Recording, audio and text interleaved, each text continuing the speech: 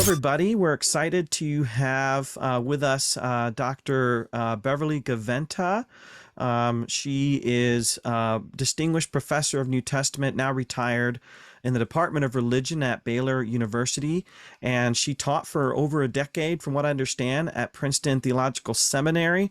It's also helpful to know she's SBL president from 2016, and also a recipient of the Burkitt Medal, which is awarded by the British Academy in 2020. I looked it up today, an award that goes back to 1925. So pretty prestigious award for her contributions to New Testament scholarship.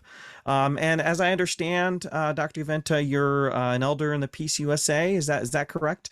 That is correct. I'm a ruling elder. Ruling elder in the PCUSA. Well, welcome. We're excited to chat with you about Romans and maybe some other things as well. Okay, great. I'm glad to be here. Thank you for having me. Yeah. I want to just mention Dr. Gaventa's excellent short little book, When in Romans, An Invitation to Linger with the Gospel According to Paul. This came out a few years ago. I used it as a textbook, I think, pretty much right away, and the students, by and large, absolutely loved it.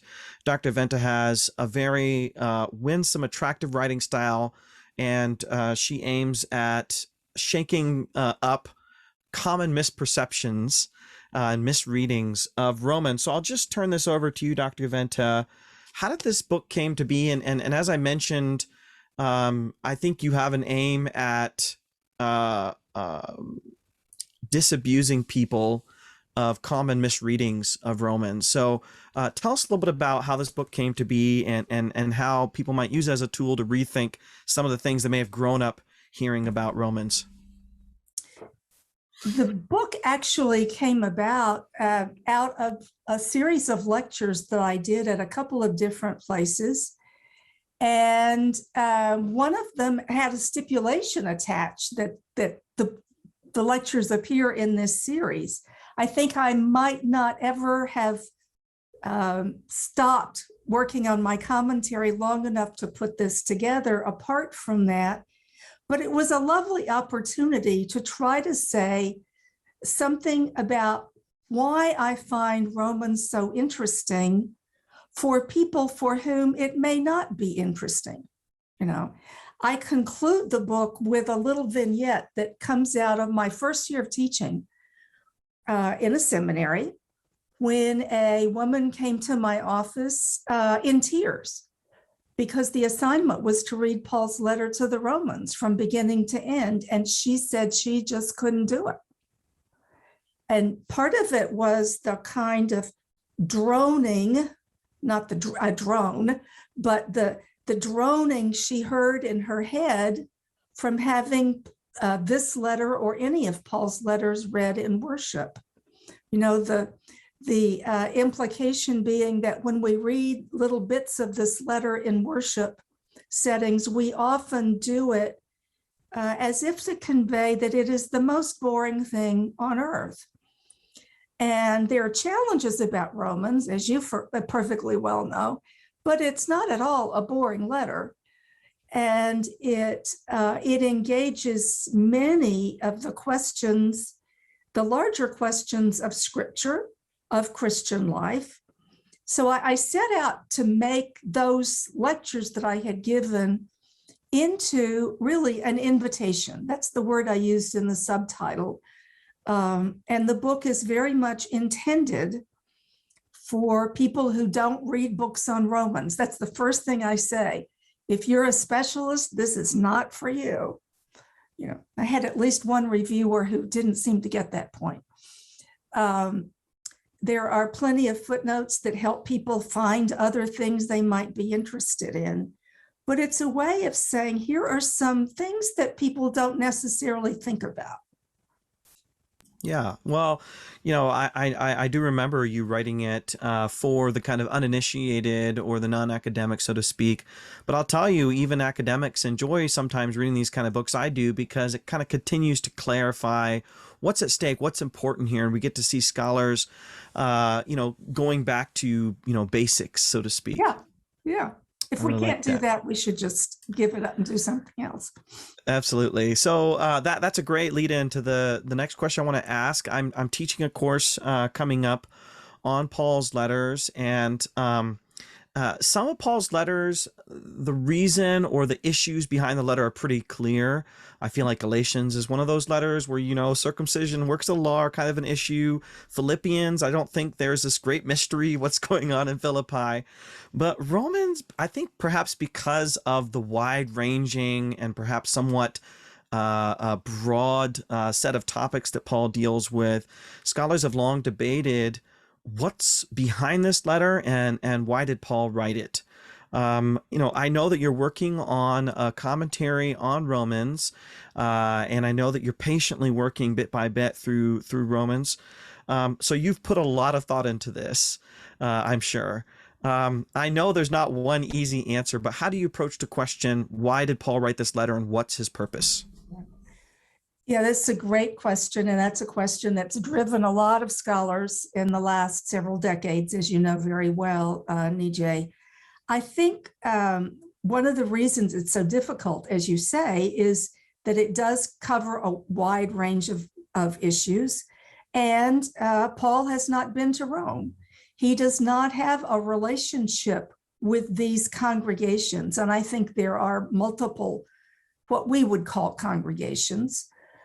He knows some people. He may know of more people than he knows directly. I suspect there is some negative reputation attached to his name. So he has to proceed very carefully, just as if you're for the first time preaching in a church, you're a little more cautious, a little more circumspect than when you know people and you can be more direct, or in the classroom, right? At the end of the semester, you're a lot more forthcoming than you are at the beginning. So I think he has to be careful in that way, but I think we can still discern some of the things that are on his mind. And I think they're multiple, right? I think he is concerned about what's going to happen to him in Jerusalem. I don't think you can read the end of chapter 15 without knowing that he is deeply afraid, not just of his personal well-being, but afraid that the gospel, as he understands it, is about to be rejected in Jerusalem. I think he's concerned about the mission to Spain, as Robert Jewett emphasized so much. But I think he's also concerned that there is a version of the gospel out there in which the gospel is just for what the gospel is for is inviting Gentiles into the fold. I think that's part of it for Paul.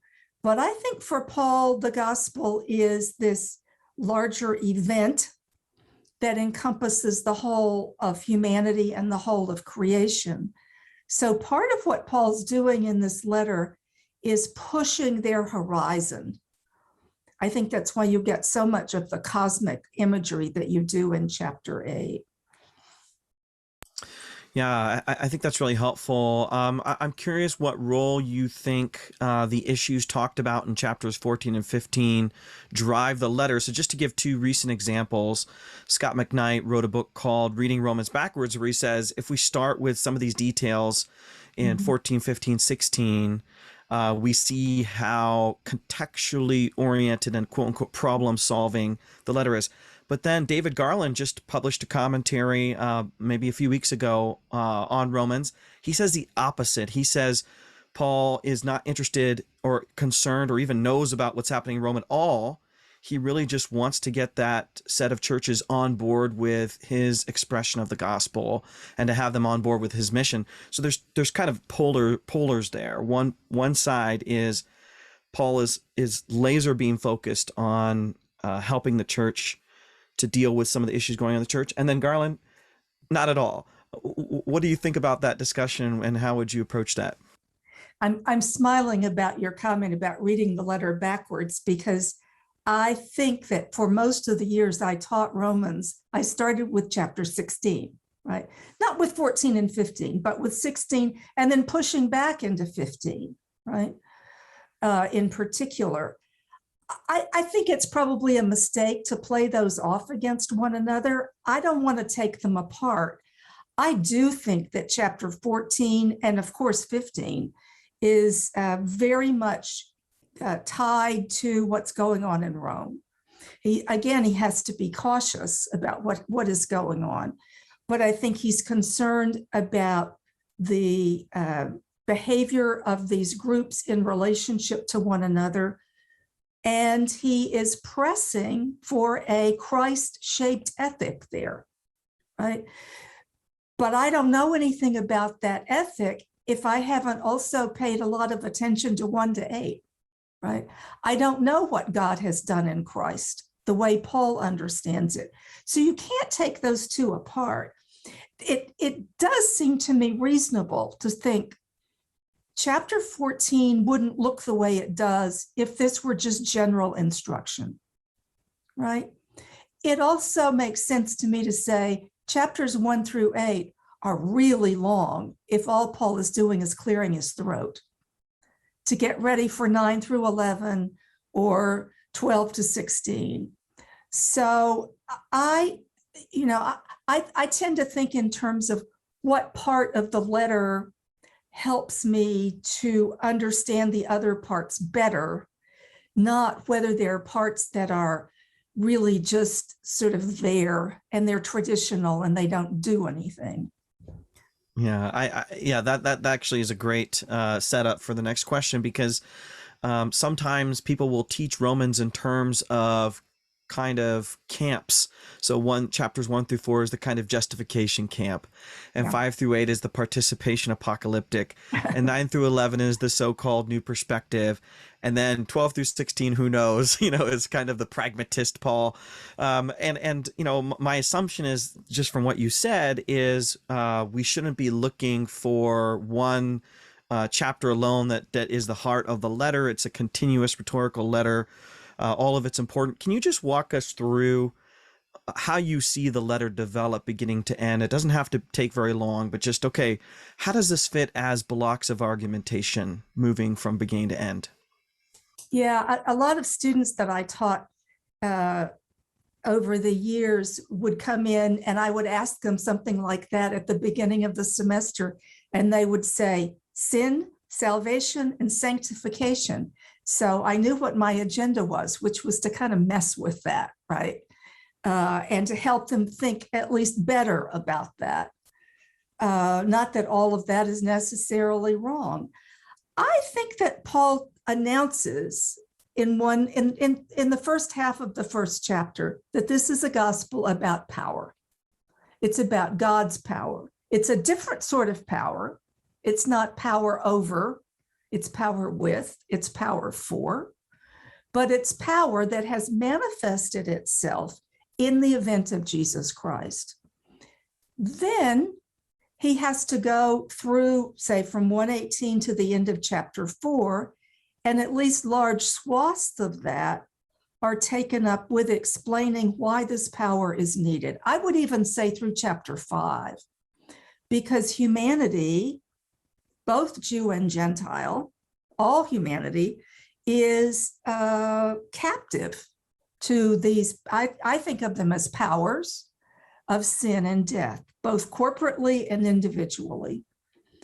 So that's why this power has been needed in chapter, but you think you're out of that. You think you get to chapter 5 and you're done with that. And then, as Lee Keck taught us, he just goes further down and further down, so that it turns out it's even the law is captive to sin, which is a terrifying thing to say. I think it's a terrifying thing for him to write. So you get to chapter 8 finally, and you get this notion of God having defeated sin and death, something he's already said in chapter 6. And that springs out into a kind of apocalyptic a discussion of the apocalyptic horizon of the gospel, the expectation that God has already triumphed and will bring about in Jesus this final triumph. But then he's got two problems that remain. One is, what does this mean about Israel? If nothing can separate us from the love of God in Christ Jesus, end of chapter 8, is Israel separated? And he has to show how the gospel is at work even in Israel, right? And that God's salvation obtains even for Israel. And then 12 to 16 have to show us how this power of God is at work in the present, and how it has not overcome in the present in the sense that we automatically are doing what we're supposed to do. If he had said that, if he had thought that, then he wouldn't have needed to write those chapters, but how it pertains to these specific groups of people. Yeah, I appreciate that, because that does show the gospel's power as a thread that runs throughout the whole, and shows why he has to take 16 chapters to do that. I want to read you a scholarly quote from almost a decade ago, and I want you to try to tell me how it relates to Romans. Okay. In Christ, God's yes defeats our no. Aha. Does this sound familiar? I think I wrote that. You did write it. So I'll set up the backstory for the listeners, and then you can talk a little bit about how you came up with that. So I use this as a teaching tool because it's just great. Christian Century ran a really nice article on the gospel in 7 words. If you had to just take 7 words and try to explain the gospel or the biblical message or the New Testament or Jesus, what would you say? And they had different scholars. I remember Walter Brueggemann did one, and a variety of theologians offered their different takes. And yours was, in Christ, God's yes defeats our no. Do you feel like this statement fits with that reading of Romans that you just mentioned, and kind of how? Yeah, I do. And it probably came out of my reading of Romans, right? As you know, when you are immersed in something the way I have been, you almost don't know about anything else. I was recently rereading 2 Corinthians just because I keep reading my way through the New Testament in the mornings in my own preparation for the day. And sometimes you think, gee, I don't remember this at all because I'm just so focused, right?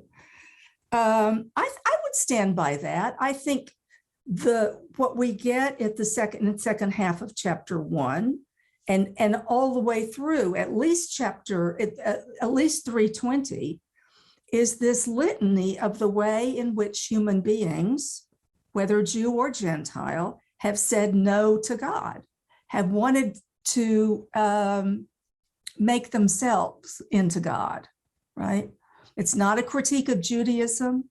It's a critique of the human, finally, and have really been in a kind of rebellion against God. So our relentless no is met by this yes, this determination that God will, in Jesus Christ, overcome even that no. Yeah, that makes me think of, I'm a parent, and I know that you're a parent as well. Yes. And it makes me think of the kind of relentless love that a parent has for a child, even when a child is rebellious, and even when a child rejects the parent, let's say. I know you've written on our Mother St. Paul, which is a really excellent New Testament study. Is there an element there of God's relentless pursuit of us, connected to some of the parental images that Paul uses? Would you make a natural connection to that? Yes, I think I would, in both senses.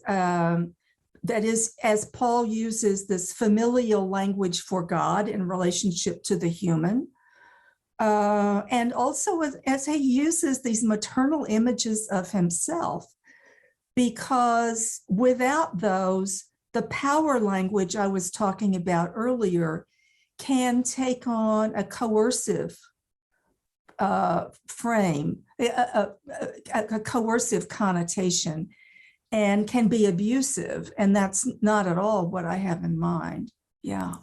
I think that's really important because people have this view of God as distant and angry and power hungry and kind of the cosmic killjoy. So I appreciate you mentioning that. You've talked about motherly images in Paul, and you've written a lot on women in Paul's letters and women in the New Testament, like Mary. I want to just spend a few minutes talking about Romans 16 because I think I watched your lectures on YouTube on Romans 16. I think this was United Theological Seminary. Yeah. I've probably watched those lectures maybe half a dozen times. I've had my students watch them almost every year. I've recommended them all over the place because you uh, I think it's becoming more common knowledge that Phoebe was almost certainly the letter carrier. But what you do is you start to imagine uh, the actual scenario of why Paul would send this particular person. Paul knew a lot of people. He knew a lot of people in the Corinthian area. He could have sent a variety of different leaders, but he sends Phoebe. Can you just say, just talk about that for a few minutes? What difference does it make to our reading of Romans and maybe our understanding of Paul to reckon with the fact that he sends this woman, that he spent time with this woman enough to have, felt confident in sending her, and that he sends her to a place that he hasn't been, and that she's going to be there for a while? How does that affect our reading of Romans? I think for some of us, and for many people in seminary, Romans is so associated with certain specific theological disputes, right? And unfortunately, those disputes all have male names attached to them, right? So that you have this tacit notion that interpreting Romans is something guys do, right? So right out of the box, frankly, the notion that an early, I would say the first interpreter of this letter is a woman kind of undermines that, right? And now you and I both skipped steps there. I think Paul, that she not only takes the letter, but that she reads it. And if she reads it, she certainly interprets it. You can't read something aloud and not interpret it, right? Even if she doesn't, even if that's sheer fantasy on my part, if she takes the letter, she says something. She's not the Amazon delivery person. She doesn't drop it at the front door and leave a message saying your letter's here and then vanish, right? She's doing something. So that in itself is kind of liberating for maybe half of the readers of this letter, right? It also, to me, raises some questions about how certain sections might have been heard. And here, it's not so much that I think the letter is different because a woman read it, but that it prompts me to ask different kinds of questions. Like when you get to the end of chapter 1, I can imagine people saying, oh yeah, right on, you're right. And then having this voice turn and say, you are without defense. How do they respond to that, to the authority claim of Paul framed by this woman? That's a question that's being asked among people who look at performance theory. And I'm not sure that we will ever know what the answer is, but it's a question worth lingering over. Well, I'm fascinated by some of the discussions that have been taking place about the role of letter carriers. We call them letter carriers because they carry letters, but they seem to be really important agents. I know Peter Head has written on this, and a variety of other scholars have weighed in on this, that these, I try to explain to my students, they're not just delivering mail. Right. They are in some way a proxy or an agent of the sender. Exactly. And, there's a little story I tell my students sometimes. My wife's a pastor, and when I'm around And if my wife is not around, they might ask me where she is. They might ask me where the keys are to such and such a closet. And I'm like, why are you asking me? It's because I'm connected to her. Right, And exactly. Yeah, we don't have any trouble imagining that Timothy is a proxy for Paul. right. Right. And I would venture a guess that if it were Timothy's name that appears in Romans 16, 1 and 2, the way that figure is treated in the tradition would be very different. Yeah, absolutely. Absolutely. I want to ask you about, I was reading some of the endorsements for the book because I haven't read this book in a little while. And a number of them mention pastoral wisdom or formation kind of wisdom in this book. The reason I want to ask you about that is Romans classically has been treated as a book that we learn doctrine from. And sometimes that word can mean theoretical notions of justification or sanctification, some of the things you talk about. I think there has been a lot of interest lately in seeing his letters not only as teaching doctrine, but also as pastoral tools to form communities, groups of people in the way of Jesus Christ towards righteousness or holiness, whatever you call it. So, I'm a seminary professor for over a decade. You taught seminary students.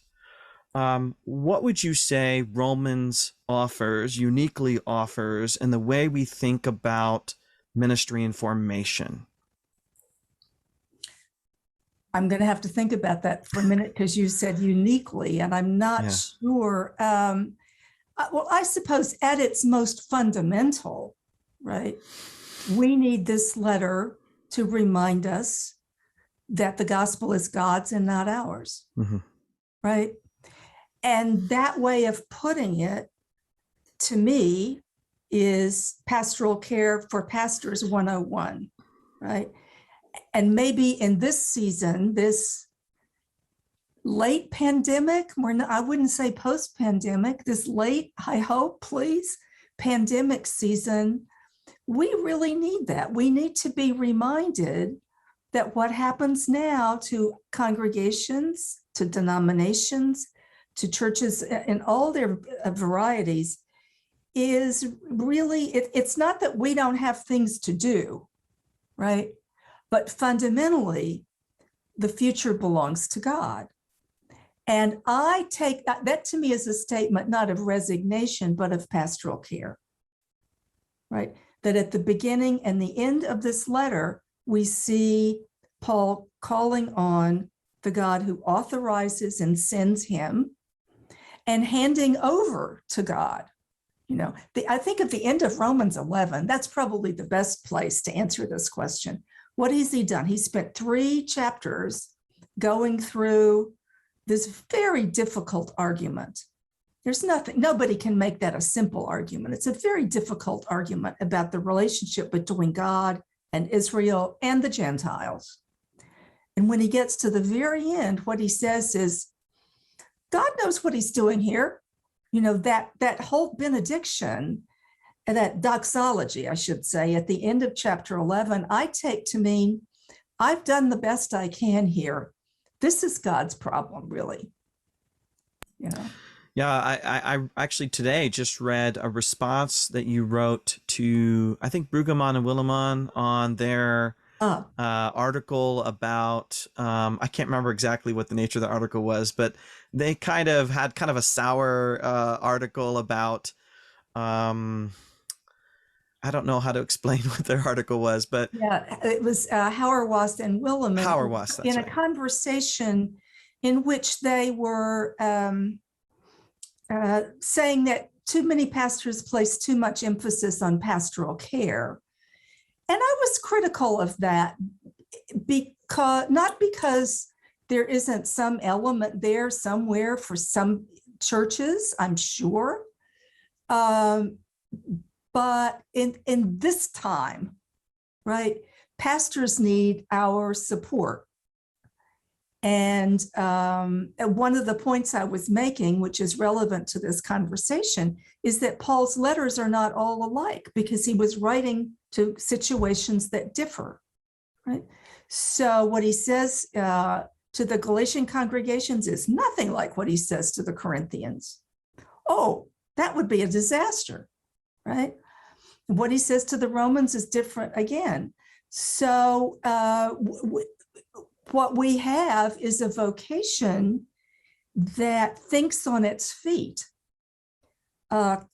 confident that somebody else will have to think on their feet after us. We will not have the last word. And that God, what does Paul say? God is the one who will make them to stand. Romans 14. Yeah, well, that's fantastic, and I'll try to put links to your response because I thought it was poignant and helpful without being dismissive of some of the points that Hauerwas and Willem are making. I want to ask you one more question about Romans before we wrap up. You've been working on a Romans commentary for several years, and I think sometimes readers and students get the impression that you're just jotting down notes that you've had for decades and you're not learning new things, or you're not wrestling afresh with things. You're just sort of downloading your notes from, decades of teaching. I'm sure you're drawing off of a lot of your notes, but what are you learning about Romans? What are some new ideas, thoughts, ruminations, as, because you've been writing on Romans for a long time. What are some new stuff that you're wrestling with in the midst of this writing of a large project like this? Well, I'm not sure I want to give away all my goodies just at this point, or especially the sort of raw stuff that I'm myself not too sure about. But one of the things that I've been wrestling with recently is the way in which Paul's ethic is related to his Christology. And I imagined that in chapter 12, say, we got a lot of upbuilding of the community, that what was really important here was the community. And it's not that it's unimportant. And I do think Paul is trying to protect the fragile character of these congregations and bring them together. But as I have worked anew through the end of chapter 13, an apocalyptic section, and chapter 14, I've been impressed again by the degree to which it is this preoccupation with what God has done in Jesus Christ that drives everything he says. And I'm trying to articulate that more clearly in what I'm working on now. I think that's fantastic. I work in the area of Pauline ethics, and I remember being perplexed a handful of years ago, maybe 10 years ago, by scholars like Casemon and Bonhoeffer saying Paul had no ethic. I learned later on what they meant by that was no ethic independent of their Christology, meaning they didn't just follow some rule book or handbook. It was very much participation, imitation, submission. Casemon would say this, submission to the cosmic ruler, in the person of Jesus Christ, that kind of thing. I think that's absolutely right, which is why all of this going back to Luther for Casemon and Bonhoeffer, I think, going back to Luther's understanding of the first commandment, things like that. So I think that's spot on. I appreciate you mentioning that. I know that a scholar like yourself is working on multiple things at once, I assume. So you're working on a Romans commentary. I'm not even going to ask you when we're going to see that, because I've done that in the past, and it puts undue pressure. And I know that we want to let you take the time you need to finish that. But what other projects are you working on that we can be excited about reading in the future? Everything I'm doing at the moment is out of this commentary. I have several articles in the works, but they're all, related to the commentary in one way or another. I continue to dabble in Barth's reading of Romans because people have asked me to write things on that, and I keep telling them I don't know anything, so I go and I learn little things. So I'm working on that. And other than that, at the moment, Nijay, I'm really trying to bring this thing to a conclusion. If all my colleagues would stop writing for several years and let me catch up, that might help. So. Well, I should mention I'm editing a collection of essays on Romans 1 through 4, so be on the lookout for that. But, you know, my students always love expert recommendations on books that are shaping them. We've talked about Barth. I encourage my students also to read Barth. I love Barth's commentaries. But let's say a book written in the last 10 years. Is there a book where you feel like, I really like that book. I wish students would read that book on Paul. Is there a Paul book that you've read in the last 10 years that you say, hey, this is pretty good. Seminary students should be reading this? Well, the two that pop into mind, it's so hard, isn't it? It is. You know, several things pop into my head. One is Susan Eastman's Paul and the Person. Mm-hmm. Another is John Barclay's Paul and the Gift. That's not a small book, but although he has a smaller version of it out now. Almost anything written by Jonathan Linebaugh. Oh yeah, I think is especially for those who have some interest in theology. Well, that's true for the other books as well, but Jono is great on that. And he's not a biblical scholar per se, but Phil Ziegler's Militant Grace is an excellent study. So those are the kinds of things that I find most helpful. Yeah, Jonathan Linebaugh, I'll mention to the listeners, is coming out with a collection of essays with Erdman's. So that's a great one-stop shop for getting some of the many little articles that he's written on Pauline theology. I can't remember the name of it offhand, but it should be out soon. And as soon as we get off the phone, off this call, I'll think of 3 other things I should have mentioned. I think maybe I would want to add Stephen Chester's book on Paul and the Reformers. It has become so de rigueur to say, well, the Reformers really misunderstood Paul. And as usual, the story is a lot more complicated than that. And I think Stephen patiently and meticulously shows how that's just not the case. And it's a nice education on Reform and Lutheran theology as well as on Paul's letters.